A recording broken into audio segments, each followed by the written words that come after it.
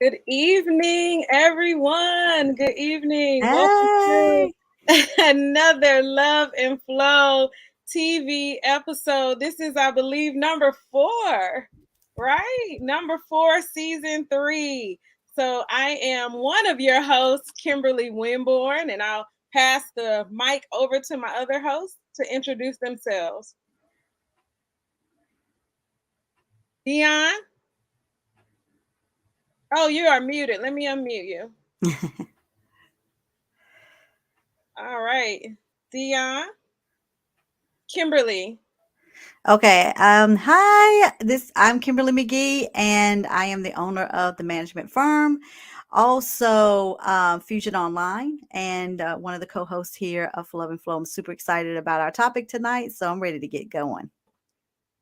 Yes, and Dion, can we hear you now?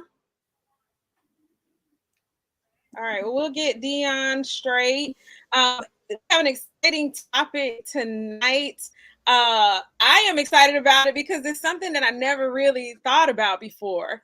But as a result of these brilliant ladies, it's come up. And so I'm looking forward to the conversation. I want you to take a moment and tag someone. Make sure to Yes. love, tag, and share. This is going to be a really good conversation. For those of you who have joined the show before, welcome. For those of you, welcome back. For those of you who this is your first time, welcome to Love and Flow TV. And we really love to have our audience interact. If you would like to be a part of Love and Flow TV's sort of like follow up, we have a group, Love and Flow TV, the group, and you can, wherever you are, you can tell us where you are, say hello. And then if you want to take a screenshot, we love being able to share those in our groups, and you can always hashtag Love and Flow TV.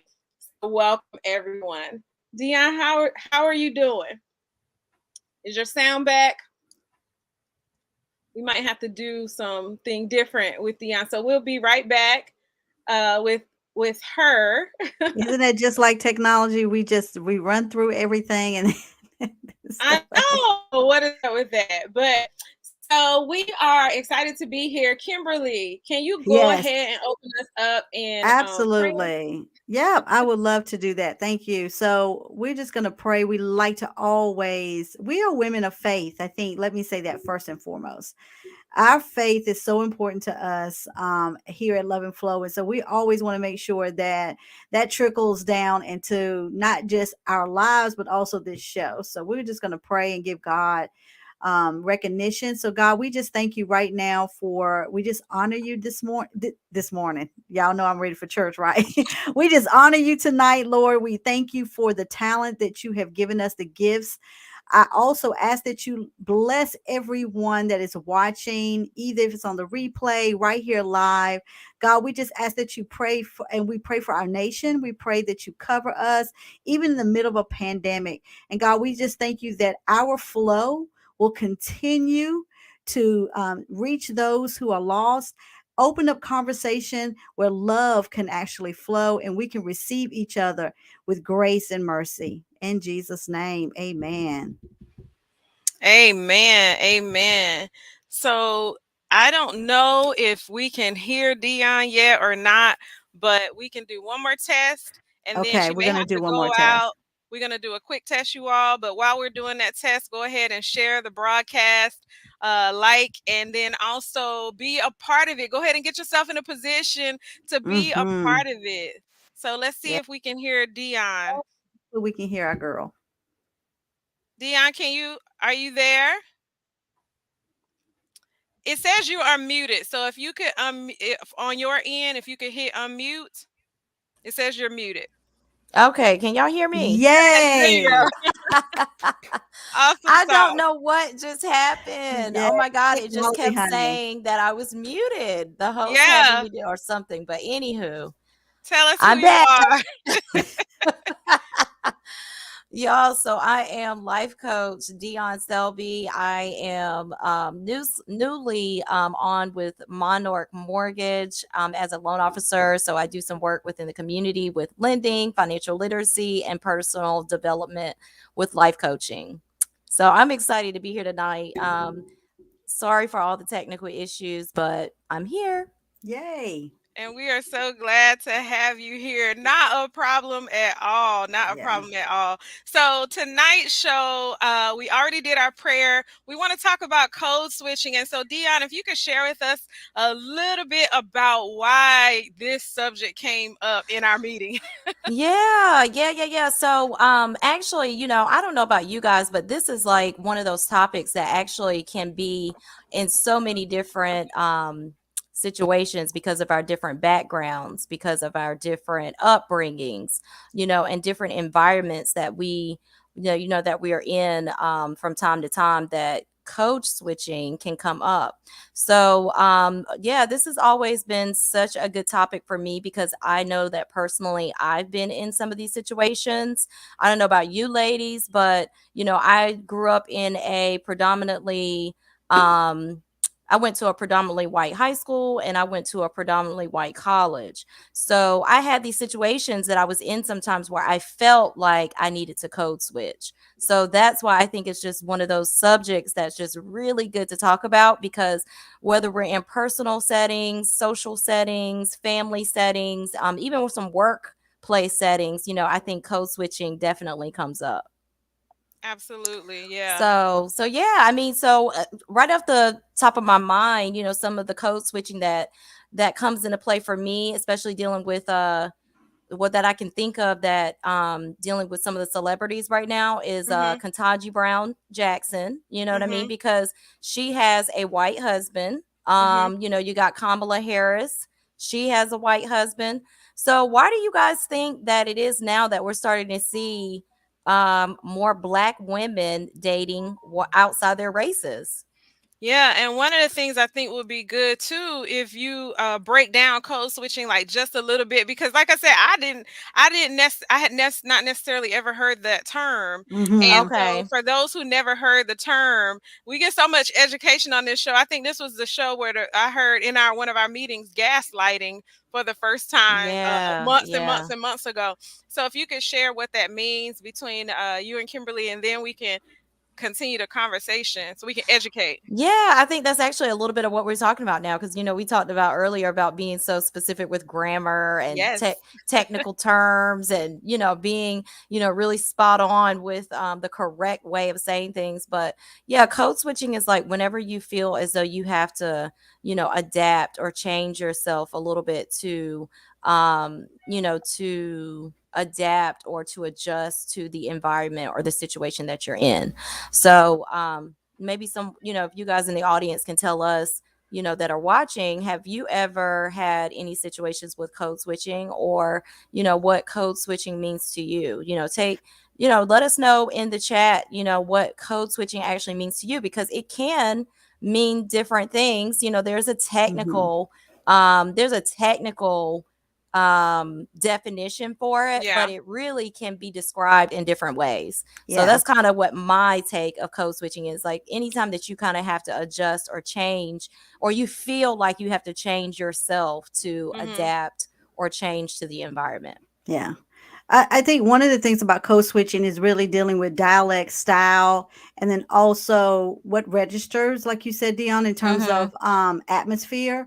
So you're really looking at your dialect or your style of how you have it. So let's take locks for instance.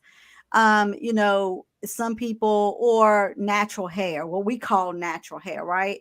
So it's just like you would maybe press your hair or put a perm in it to kind of adapt to a more corporate look, or more what we consider a clean look, which is really, if you think about it, it really is one of those whiteboard type of concepts, where there's a system or institution that has been established of what Mm-hmm. looks normal, or what Right. is normal, or what is acceptable. And so people of color have had to adapt to that, either be their language and or an accent. J-Lo is a really, really good example of code switching, because when she first came on the scene, J-Lo had a very thick Latino Puerto Rican accent.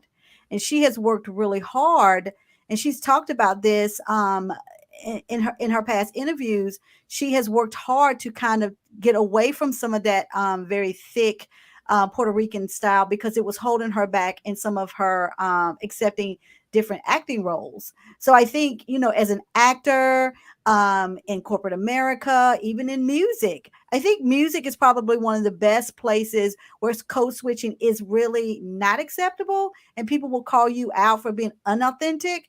But I think in other areas like acting and business and corporate America or speaking engagements, there is this institutional system or structure that's been developed. And then we're supposed to adapt to that because that's what we consider norm. Right, Hmm. right. So Yeah, I think the same thing. Oh, go ahead, Winborn. So when I think of code switching, I think of when we talk about the socio-linguistic version of it. It's when you're calling and you're trying to get a job, or you're calling and you're trying to be impressive of some way. You might change the way that you speak. You might make sure to be more bubbly, or be Yeah, be change more the professional. tone, right? And Mhm. so one of the problems, or one of the things that a lot of people run into, and I think it's kind of to what you were saying, Kimberly, where it's a good thing and a bad thing. Like, some people do not like that when people switch who they are, how they sound, or what have you, and they begin to say you're fake, or you're not authentic, or you don't have your own identity. And so I wonder, when it's a good, when it's a positive, and when it's a negative. Like, in what situations do we think that switch up is a Mhm. positive and a negative? Because when you go from corporate to back at the house, just home, there are sort of two different versions of you that you probably show. just like Yeah. just like in anything, like, you're not going to walk outside. Well, you probably won't. Some people will, in your pajamas and fuzzy slippers, right? But if you go into a job, you're not going to do that. So Mhm. that's appropriate at home, Yeah. but it's not appropriate on the job. So Yeah. when is it, back to that question, when is it a good thing and when is it a bad thing? Because I think it has to happen. Isn't it a thing that has to happen? Yeah, I think that it is a good thing in corporate or professional set in some instances, like, the dialect of your voice, or just kind of polishing up the way maybe you speak, Mm-hmm. and then also speaking correctly, with good grammar and things like that. I think in those cases it's good. Just in my opinion. Yeah. And is that technically considered code switching? Because I could be off. Like, is that just considered adjusting to the environment, or is code switching more of a thing where it's you don't have to do this, but you're kind of being fake? Yeah, I think it's a fine line. I think it's, like you said, Kimberly, I think code switching really was more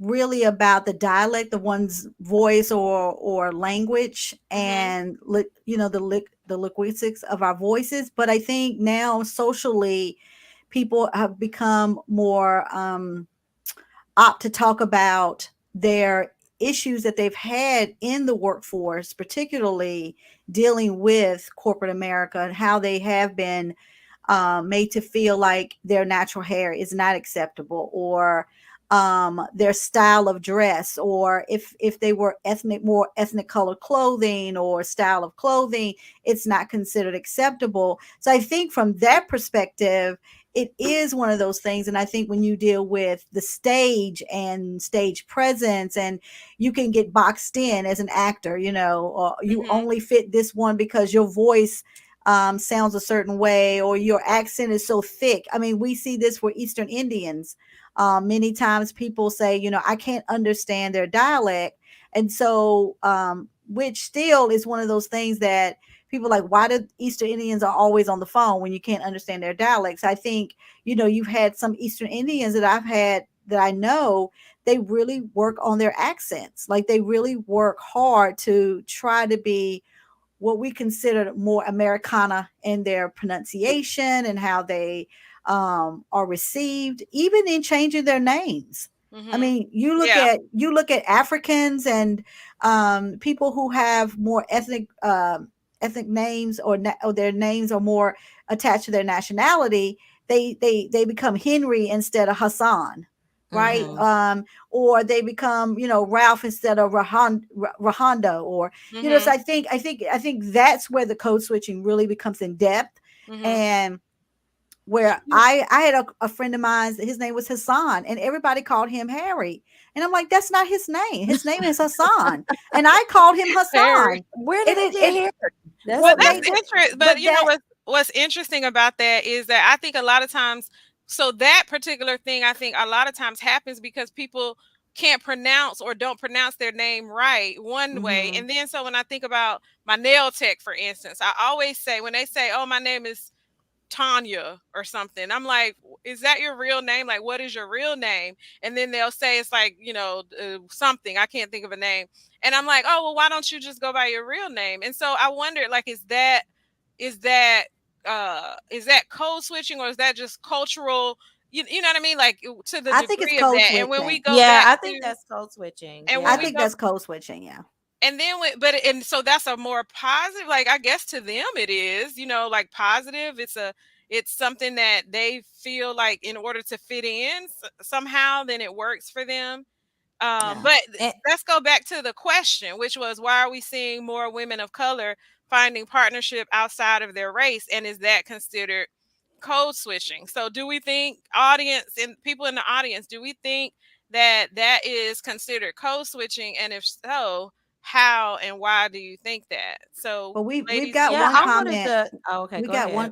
go comment. ahead, Dion. Mhm. No, go ahead, McGee. No, I know, she I was was saying saying we we have have a one, well, comment. Oh, okay. I was just gonna follow up to Winborn's point or comment about her nail tech mm-hmm, not using their real name. But I Mhm. also think it's code switching when like you hear like when you have the instances in a nail salon or in a situation where someone is speaking a different language and they switch up when you come around oh, because they know that you can't speak their language to hide the conversation to make it so that it's in secret.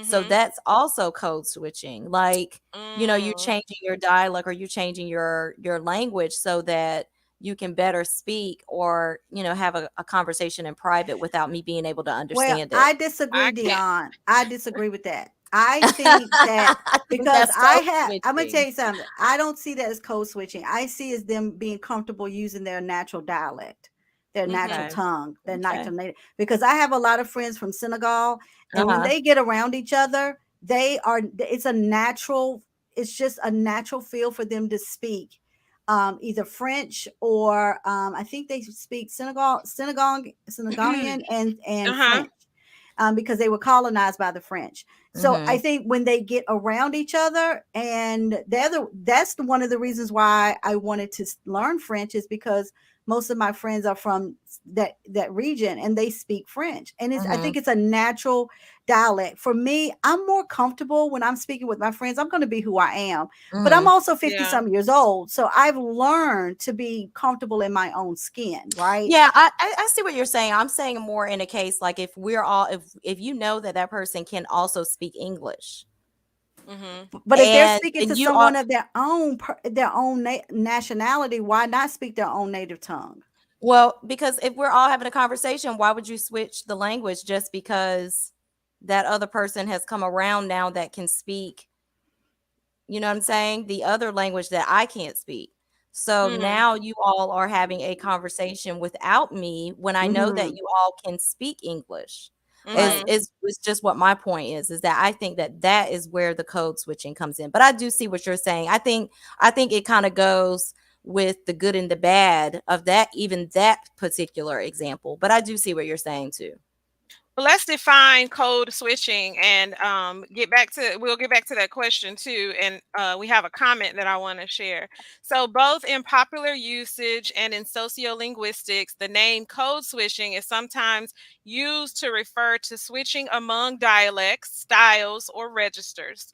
This form of switching is practiced, for example, by speakers of Ebonics. So, African Americans have the Ebonics, but every culture has some sort of a way that they speak and they may switch as they move from less formal to formal settings. So, that is the dictionary Right. definition Right. of it. So with that being said, then that going back and forth, what you were talking about, Dion, is code switching.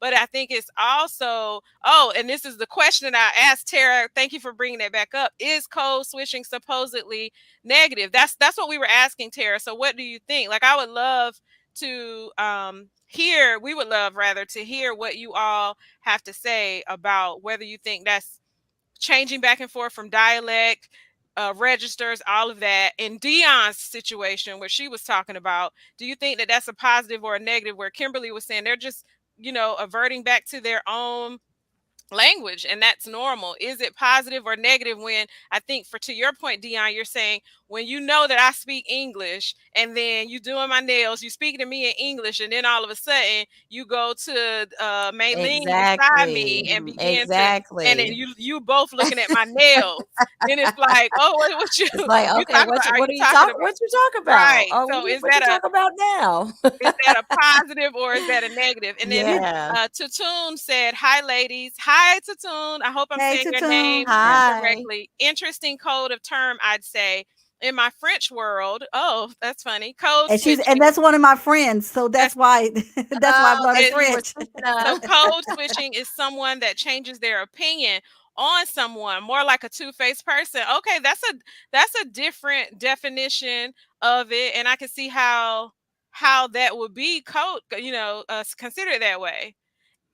Yeah, And because if you then think it, like we talked about this with me, is that, and then Kimberly, about how you don't use slang languages, like you don't use ebonics, and I'm the queen of ebonics. yeah, Which is so like that's the first time that I've even heard that. Like you gotta have what? some kind of slang in there, Slang. Okay, so let me something. tell y'all about this. Okay, so James said language is so important to our identity. It shapes who we are and what connections people make with us. And that's very true. That's very true because, to Dion's point, she probably feels a little less comfortable when that person switches to their language when they were just speaking to her in English. And I think a lot of people Mhm. have felt that before. I mean, be honest. Like, you ever just broke out when you were a little kid and started talking some pig Latin or something, some little secret language It's nay, because it's nay, it's nay on yeah, the. because you're trying to hide something. And that's what it makes a person feel like. Angel said, I think it's only negative Oh, when you that's a leave good others one. out in In a the group group conversation. conversation. Yeah, that's a good one. Code switching can be a positive experience for both the speaker and listener since it brings about new perspectives to old problems. It forces people out of their comfort zones. One way this happens is that we change our voices accordingly as how others perceive us. They Mm. said that's a good point, James. And they said that Michael Jackson code switched. Have y'all been seeing the video going around where they said that he had a very deep voice, but when he performed and when we heard him in interviews and things, his voice was a little bit higher, Hmm. almost to, be like that innocent young boy that we Mm. remember from the ABC days. Mhm. But some people think that that is mistrust. Like, you can't trust somebody that does that. But I think we all know of people, and we've done it ourselves where we switch. So I want to explain this no slang thing after I read Tara's comment. I think it's a natural thing that over time was labeled. Once labeled, it became something to judge. Oh, that's a good point. That's a That's a It's great great point. often point. based on comfort and setting. Everyone doesn't deserve or activate that side of a person. So it's like you get more familiar, is what you're saying, Tara, and then you sort of switch back and forth Mhm. based on that. Mhm. I get that. But the slang, yes, I've always been a big reader, and I just read a lot of books as a kid. I love the English language, so that's what I studied early on. And so I never got into slang. It actually bothered me when people would speak slang. And so after a while, of course, you get older, you get friends, all of that stuff, and you hear them, but I could never pick it up. So I'm the girl that oftentimes people are speaking in slang, and I'm like, what did you mean by that? And they're looking at me like you did, like I'm crazy, like you really being funny. Like they thought I was being funny. but I wasn't. I Yeah, really yeah, didn't know right. sometimes what a person meant. But because I was black, they thought I was being funny. Yeah. Mhm, Yeah. mhm. Yeah, that makes sense. That makes sense, especially like you said, with you being a reader and being, very into grammar. You know what I mean? So I Hmm. understand that because I have a background in English as well. English was one of my favorite subjects. But Yeah. when you get around your girlfriends, though, it's like a whole different side that comes out, and then you wanna, Yeah. what's up, girl? You wanna, you're So I like, think no, I think my body language changes and my tonality and how I become more relaxed. But you yeah. guys don't really hear me speaking in slang. Yeah, Not you're at right. all. Not Not at at all. all. You're Not at right. No. all. And there's been times I've said something when Kimberly and I first started working together. I would say something. She like, "What's that mean?" And I said, "Surely she knows what this means." She That's what know. I'm saying. And People y'all think and I'm y'all being know I funny. am the queen of ebonics. So code switching for me is people look at me as being inauthentic and trying to be black. Right. Which Because is they don't so think that you're is so they don't think crazy to you're see the biracial. opposite. Yeah, that's so Yeah. crazy. But Because that one of but I can see that too. yeah, Yeah. because I'm one like I like I'm good for my little one liner colloquialisms. Yeah.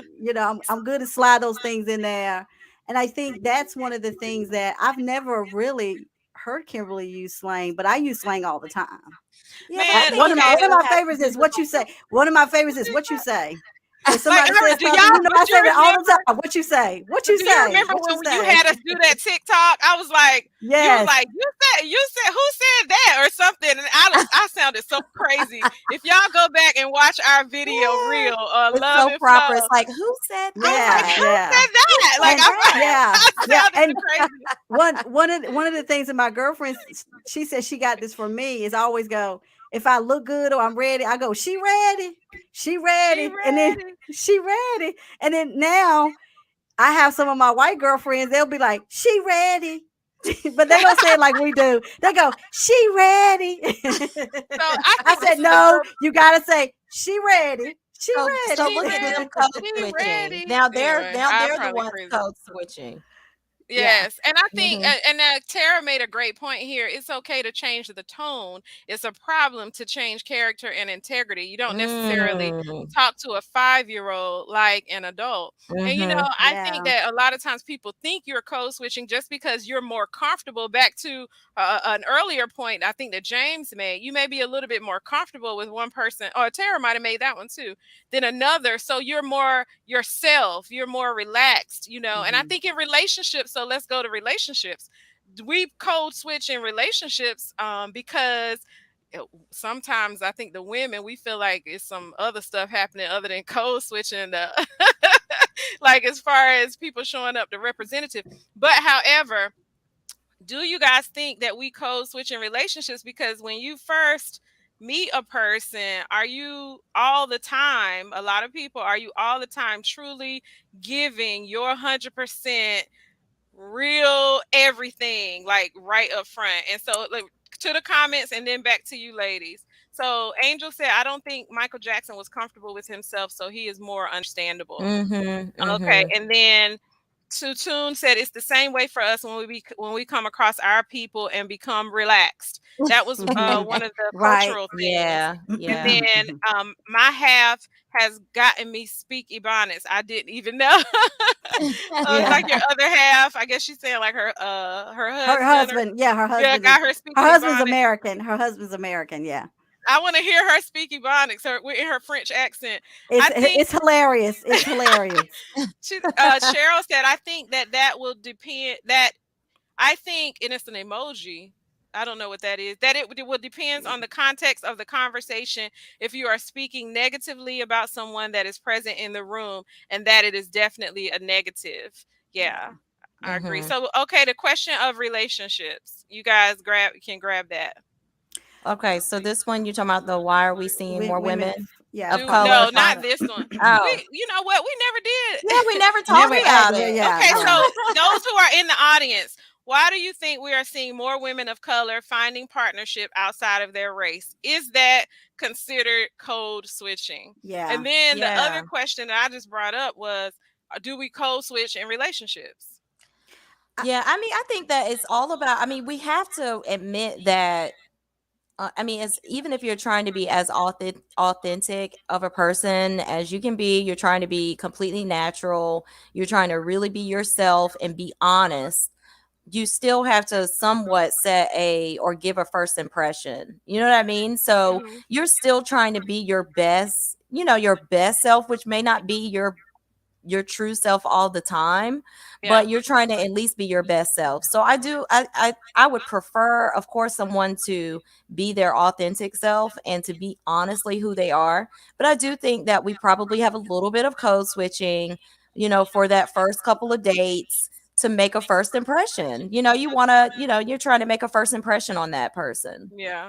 Yeah, So I think it's I think with Kamala and Katanji, let's just those two women because they are right in the forefront. They're at the highest position in our country. Hmm. I think compatibility in their case is essential.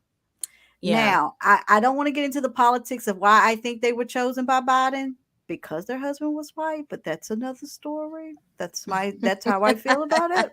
However, these two women, I think their space and their spheres and where they live and how they operate in business and their political career, I think it was more about compatibility. Mhm. And Yeah. go ahead, Dion. What you gonna No, I say? was just going to say compatibility, which we know we've talked about numerous times on the show, is so important. And and I think that from our black community, we probably would have a lot of opinions about that. Just to want why wouldn't it be that these women can't find someone in the black community just as compatible? You know what I mean? But I Hmm. do think that some of Hmm. those traits of acknowledgement of Hmm. where they are, what type of Yeah. backgrounds they have, what type of environments they're in, their professions, communication, is probably a big one. And I think I think you hit it on the head. That it just really comes down to compatibility Yeah. and Yeah. what could be right for them in the spaces that they're in. Yeah, I So think Tune compatible. said, no, to me, it's just attraction to another culture or opposites attract in her case.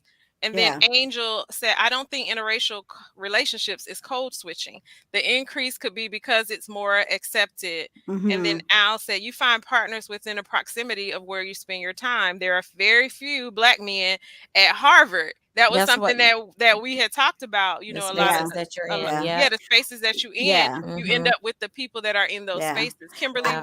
what were you gonna Yeah. say? I'm gonna go here with the negative part of code switching, but I want to stay in the positive section real quick, Hmm. dealing with, and it's not because they are women of non-color, but I think what we find with black women, and I don't have anything to really support this study wise, but I see an increase of black women as they evolve and Hmm. they become more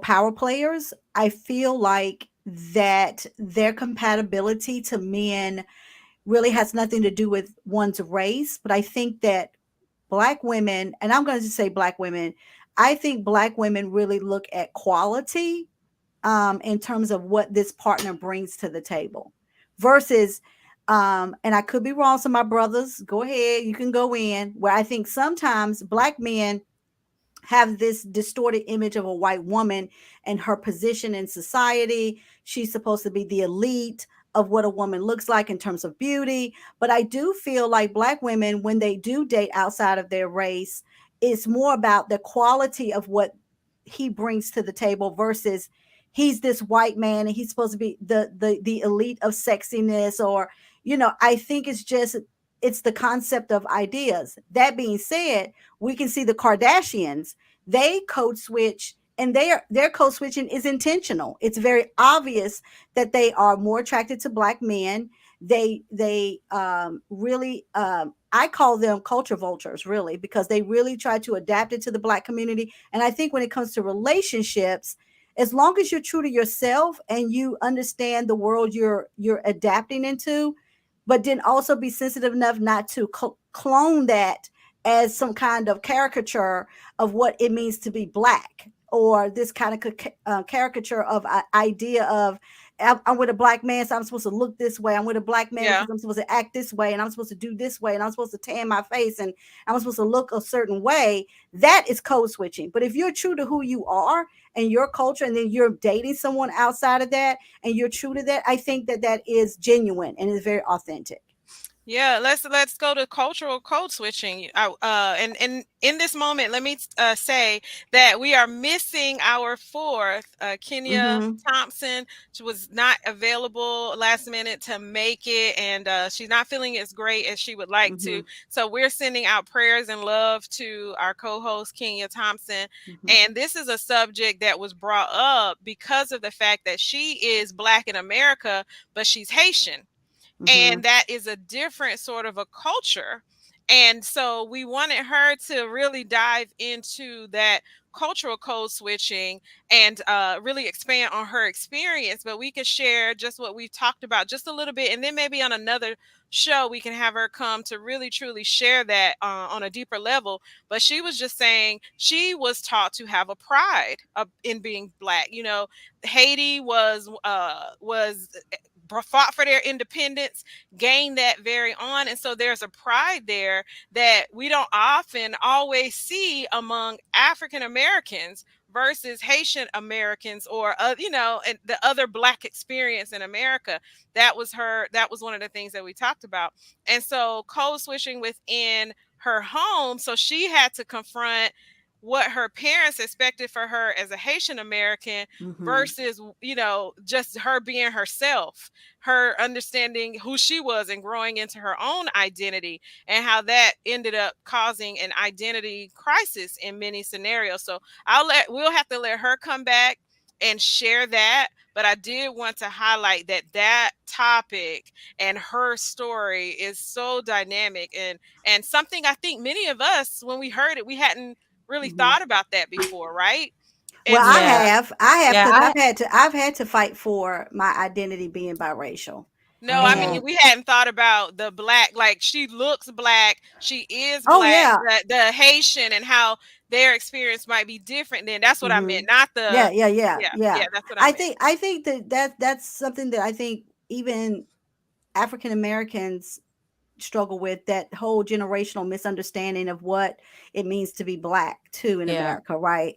um and we had this conversation in our meeting, as we were planning for the show, is the shifting of, if you look back at those HBCU schools that were like Fisk University and Howard universities, and understanding that you were taking in pride in how you presented yourself, how you pronunciated, and they took great pride in that. And I don't think they had this concept of that's code switching. I think that they looked at making sure that their dialect and their language and was Yeah, really clear and decisive, and there was a sense of pride in presentation, how you presented yourself with very much dignity.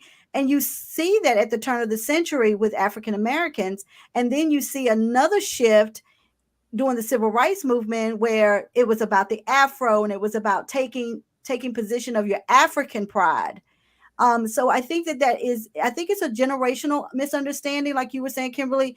There's nothing wrong with saying, having great pronunciation, but it's like, oh, you're trying to be white, or you trying to, that whole yeah. internal racial issues that we have within the Black community. Yeah, Yeah. And and I was Tara gonna said also, this oh, go ahead. earlier. She said earlier, Kimberly, and I want to highlight that because you just brought it up again, that it's a natural thing that over time seemed to be labeled. And once it became labeled, it became something to judge. Go ahead, Hmm. Dion. I was just gonna say that someone had brought up something about music, and or you said like during the 70s with the afro and all that. I Hmm. think we've lost that push, in Hmm. culture, because that was what inspired so much of the Black and I'm proud, movement, and we've kind of lost that. So I was just saying that, we had all that in the music, that pushed it culturally. But I Hmm. also wanted to add that I don't know if you guys have been seeing this in the news about the things that they're removing from textbooks. Hmm. But that was also something that came up recently that would help encourage a lot of this as well, is, you know what we're being taught. You know what I mean? Like it's just not Mhm. taught in our textbooks and in our history books and in Mhm. our, you know, lessons about our culture and who we are as Black people. So that's another thing that is an issue, and why, you know, there is that cultural code switching. Yeah. Yeah, a couple of comments I want to share. Mhm. Uh, Now let me go up. Tatoon said it's actually the same for us born native North Africans raised European. We do not see being married to a different race, white or black, a code switch. Mhm. And then Mm, Tara says sometimes it's not deep. We overthink things and give folks too much credit. Life is simply happening. Code switching isn't a weapon. Targeting a specific race for a purpose isn't that strategic. No demographic gets all the wins. And then she also added, absolutely, my in laws carry a different level of expectation than most do from the States. Unfortunately, the history of slavery has convinced many to start off fighting and expecting less to just exist. It creates stark links of behavior, which aren't bad, just different. Those are all mm-hmm. great points. They And are really great points. engaging in the chat Yeah. as well. I want to say that it's what we are not being taught.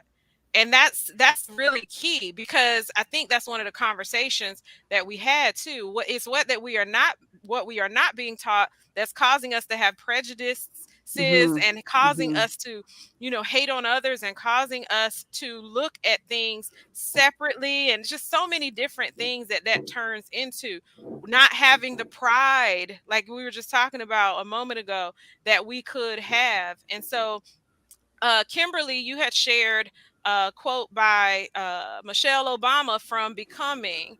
Can we Yeah. share that with the audience? Yeah. So one of the things that Michelle Obama in her book Becoming is she talked about her own experience in code switching, and I'm just going to read it.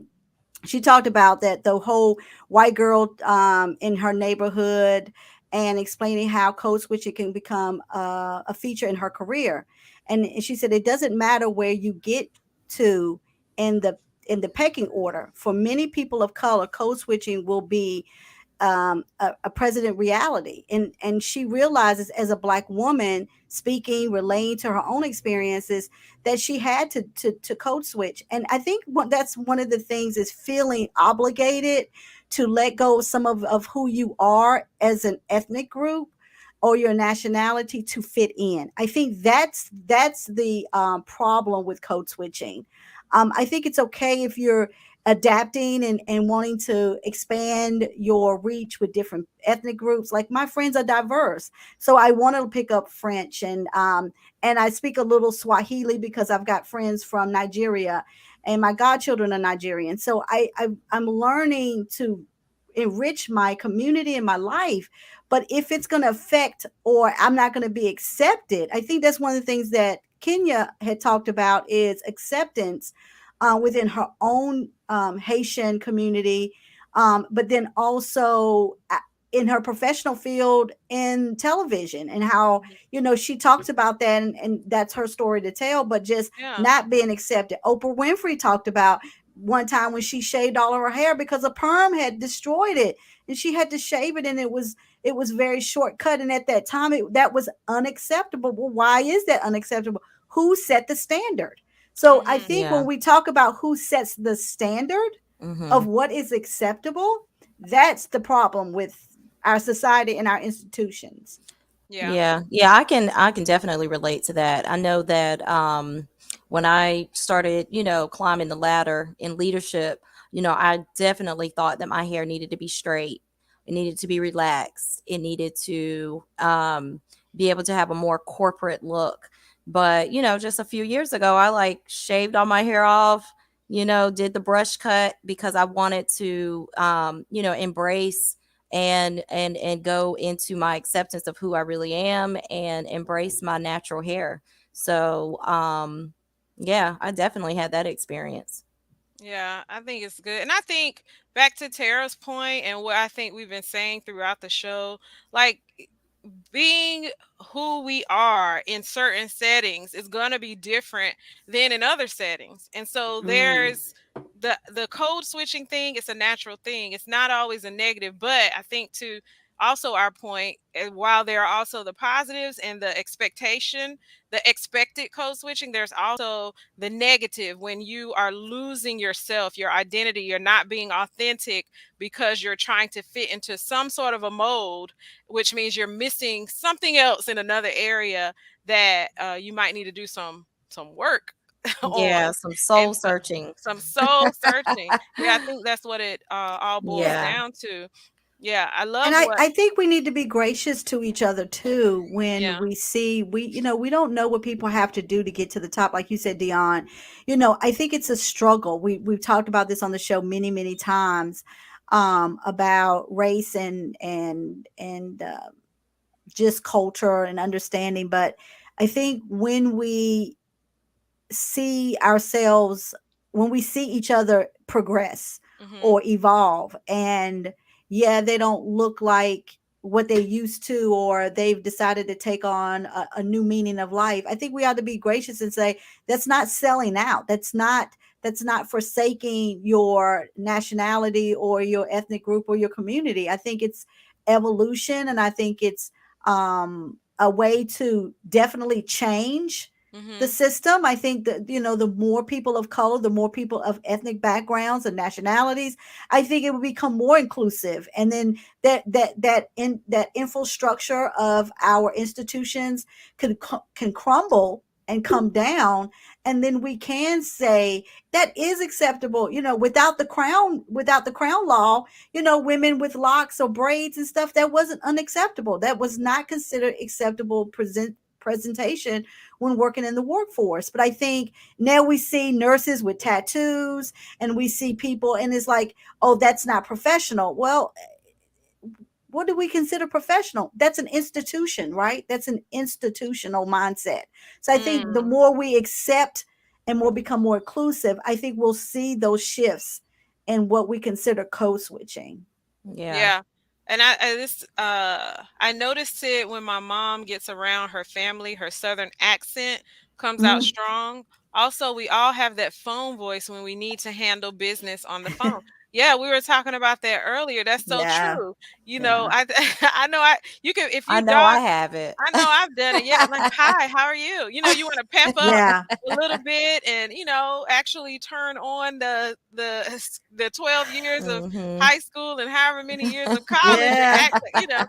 So, I think and that's what I mean, that's what I think we mean by everybody does it. Everybody does it, and there are positives and negatives. And Al said, I think code switching and adapting are very different. We were forced to code switch to be able to live in America. People still get discriminated against for their natural hair. So then that seems to me like a maybe you look at it as a negative code switching. If it's something, if adapting is a different definition than code Mhm. switching, it seems that Al may think that it's sort of a negative. And I think some people have said it's sort of just a necessity, and it's just one of those things that has to happen. And Yeah, then like, there's even I would say like that with your natural hair or something like that compared to the phone voice, for hmm example, yeah. you're adapting, for the professionalism. But I just wanted to add, like, when you're, dealing with your natural hair and, having that struggle of still trying to fit into those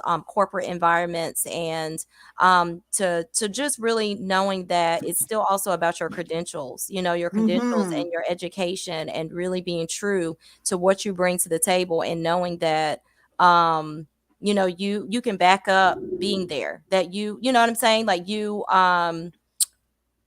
deserve to be in that space, Yeah. based off of your credentials, so that's just something to always keep in mind when you're having that struggle about, being your authentic self.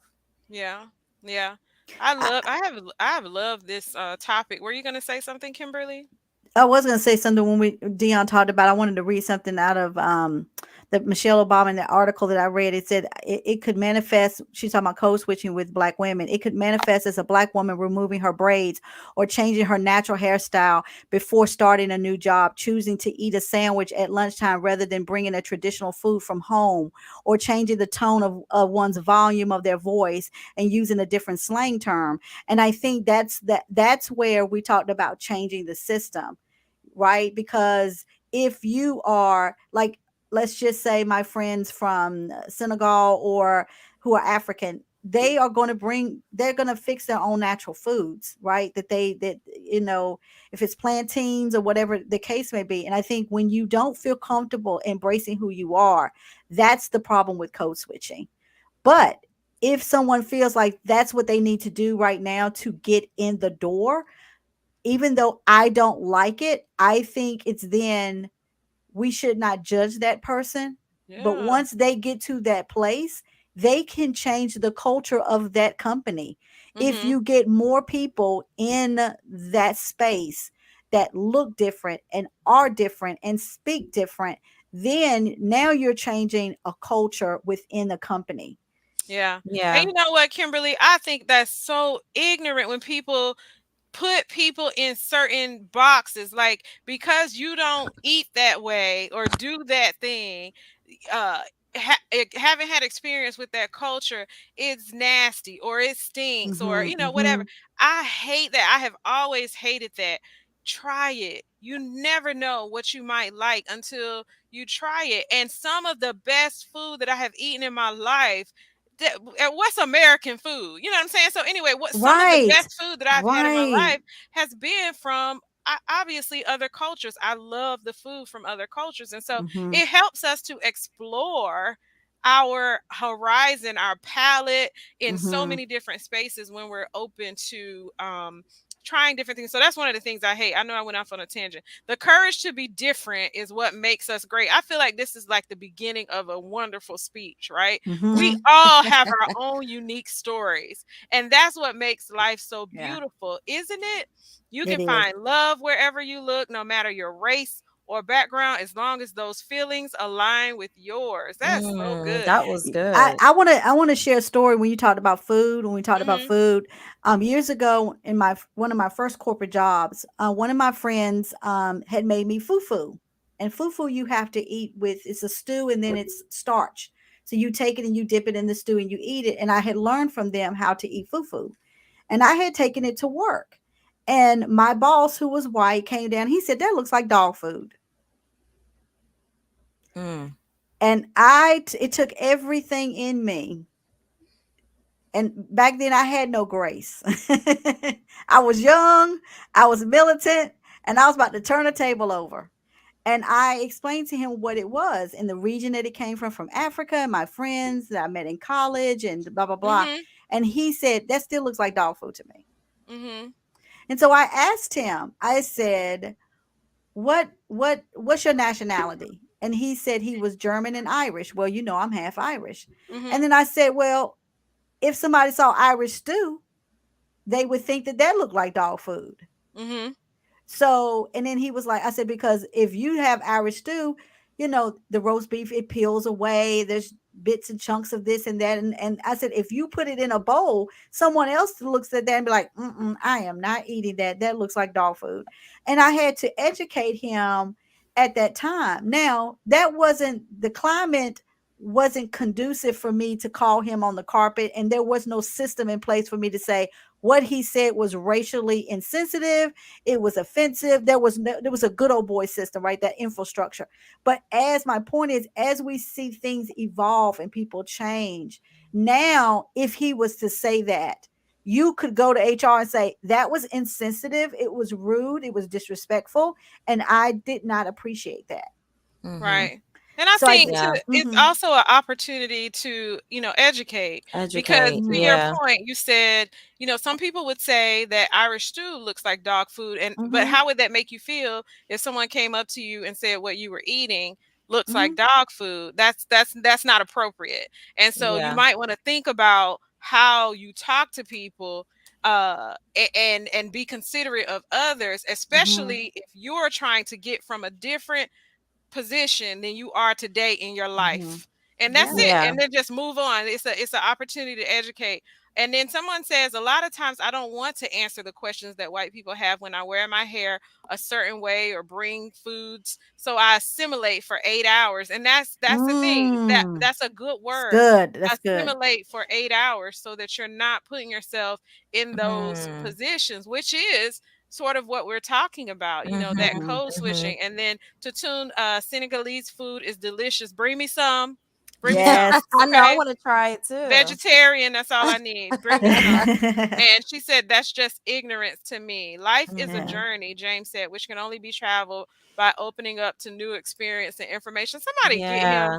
a book. I Get this Right? is know. so He said much he's poetry. dropping some nuggets. Life Some is a nuggets. journey. Yeah, one of the things that we hope that you guys have enjoyed this conversation. I mean, we could talk about code switching, we could talk about cultural differences and how we should be sensitive. We could talk about this stuff all day, and we Mhm. really appreciate the comments and the engagement. One of the things that I don't think many of you, I don't know if you guys know how much awareness is happening in the month of April.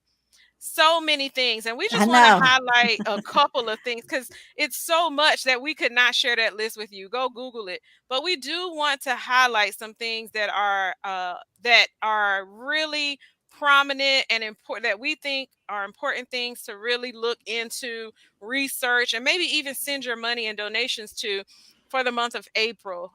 April is Financial Literacy Awareness Month. One of the It's newer one of our things. favorite topics. Me too. High five.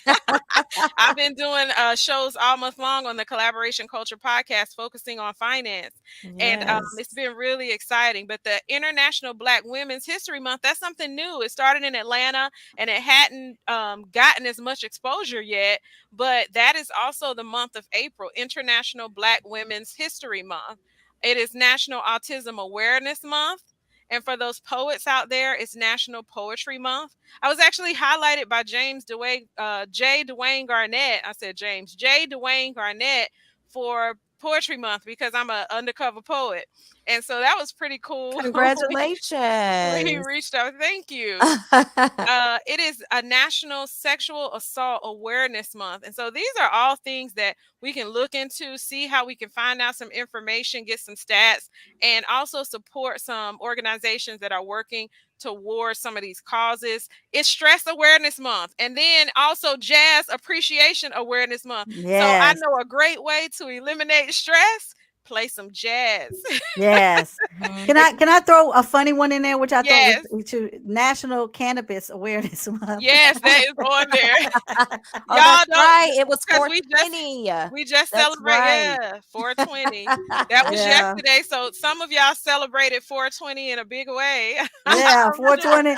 And then one of my favorites is it's National Afternoon Tea Month. Yes. Oh. Yes. And National Afternoon Tea I Month. love high tea. I love me a high tea moment. So we're doing one in May. So for those of you who are interested in a tea, get on to me, a mother daughter tea in May of next Mhm. month. It's also National Brunch Month. That's one of my favorite things to Yay, do. Oh, which you're okay. having one Yeah, tomorrow. we're doing a brunch tomorrow at 3 o'clock. So brunch and prayer. So it's National Brunch Month. And then recently we lost Tracy Braxton to esophageal cancer. Tracy Braxton is one of the infamous Braxton sisters. Tony Hmm. Braxton is one who more people know, as well as Tamar. But their family is filled with talent. But she was suffering from esophageal cancer, and she we lost her recently. And so this National Esophageal Cancer Awareness Month, and then lastly, it is National Alcohol Awareness Month. And so lots of awareness this month. Yeah. Yep, There somebody said that CBD hemp month too. Yeah, we tackled yeah, that. yeah, yeah. Yeah, One so go the ahead. one of the national it's National Month of Hope. Yes, And National Month of Hope. I think that's a Thank good you, way to Kimberly. end everything is we should go into this year, the rest of this year Yeah. with a lot of hope. Absolutely. And I think Dion will echo the sentiment. One of the ways to replace your situation with some hope is to sit down and get your finances in order. Yes. Get Yes. your finances in order. But Yes. there's so many ways. Mm-hmm. Next month will be Mental Health Awareness Month. And so, Mhm. what are some things that you guys can do for the rest of the month to release some stress, to get some things in order, to like set up? Because this is the beginning of the second quarter. So, what are some things that you can do? Well, we're into the beginning of the second quarter to Mhm. get on and stay on track for the rest of the year. Mm-hmm. So Someone said amen to that. Thank you, beautiful ladies. So we appreciate you all for joining us this evening. We really, truly enjoy our time together. Ladies, you have any closing thoughts?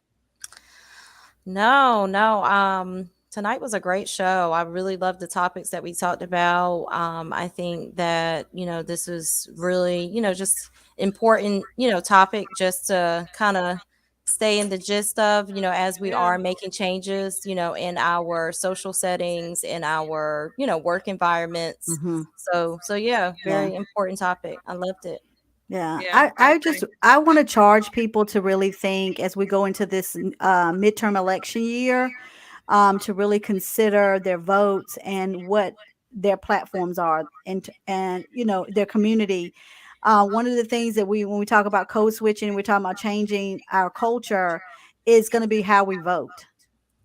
So, as we go into this midterm election year, I think it's really going to be essential, how we consider our platforms and what really matter to us, and have that conversation with your children too. I think, our new generation, they understand inclusiveness, and they embrace it probably more than the generations prior to. But we're still here, and there's still that conversation that has to be had. And I'm glad to be part of a platform like Love and Flow where we can have this conversation. Absolutely. I agree, Kimberly. And what both of the all of the points that you just made are real. And I'm so glad that we have this platform to be able to share that sort of stuff. We got to start thinking about our local government as well Hmm. as our federal government and have a voice in those matters. So we want to thank you all once again. Shout out to our sponsor, consistently working with him since the inception of Love and Flow, Industry Image founder and CEO Elton Benjamin, who does our graphics. Shout out to him for consistently being a sponsor, supporting us, and all of our team, as well as the rest of the Coffee and Collaborations media crew.